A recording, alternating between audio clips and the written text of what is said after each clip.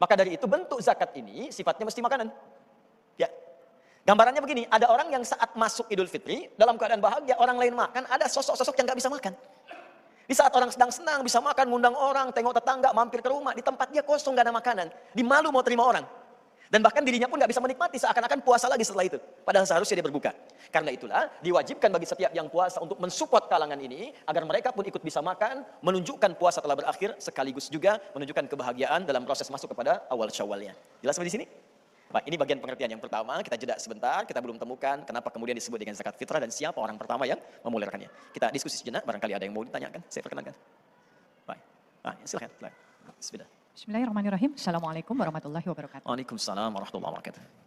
Zakat fitri itu dilakukan khusus di bulan Ramadan ya Ustadz. Baik. Lalu kemudian jika memang bentuknya itu harus makanan, Ya. padanan makanan apakah yang kira-kira sama dengan kurma dan gandum? Ya. Atau tadi beratnya 2,5 sampai 3 kilo, apakah kita ngasih beras? Ya. Atau ngasih makanan yang sudah kita siapkan untuk mereka supaya mereka juga makan secara langsung? Karena kan kalau beras mungkin harus masak dulu gitu ya misalnya. Ya. Nah kalau memang ternyata kita mau ngasih beras, itu harus hari H-nya besok selesai Syawal Ya. atau sehari sebelumnya sebaiknya seperti apa sih Ustaz? Bagus, Terima bagus kasih. sekali pertanyaannya. Baik.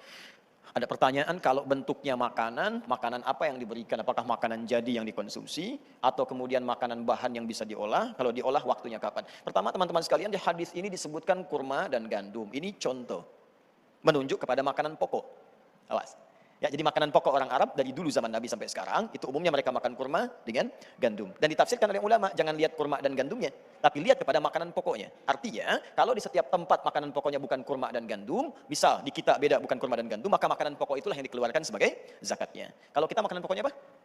Bukan, saya nasi ya. Kalau beras itu makanan pokok bagi hewan berpembolok ya. Baik, itu ada ayam, bebek, itu beras. Kalau saya nasi, bahannya dari beras ya. Baik, karena bahannya dari beras, maka kita keluarkan dari beras. Kapan dikeluarkannya? Nah ini poinnya. Ingat baik-baik, zaman Nabi ini kurma itu kan gak dimasak, tinggal langsung dikonsumsi. Tapi gandum harus diolah. Maka dari itu para ulama memberikan batasan, kalau akan diberikan berupa makanan pokok yang harus diolah, seperti beras, tentunya bukan cuma beras ya, ingat ya, sandingkan dengan pokok lauknya, lauk pauknya, seperti sembakonya misalnya. Maka berikan tanggat agak jauh-jauh hari sebelumnya. Ya, atau tanggat agak menjauh sebelum Idul Fitri Syawalnya. Misal, sehari sebelumnya boleh diberikan. Ya, atau 2 hari sebelumnya boleh disampaikan. Sehingga punya waktu untuk mengolah dan punya kesempatan untuk memasak dan menghidangkannya.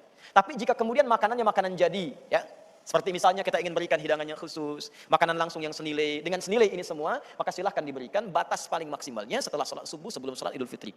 Ya, yang paling utama akan lebih baik diberikan bahan supaya bisa dimasak sesuai dengan seleranya. Khawatir diberikan jadi, malah tidak disukai atau tidak cocok dengan itu semua. Paham insya Allah ya? Baik. Jadi apa makanan pokok kita? Alhamdulillah.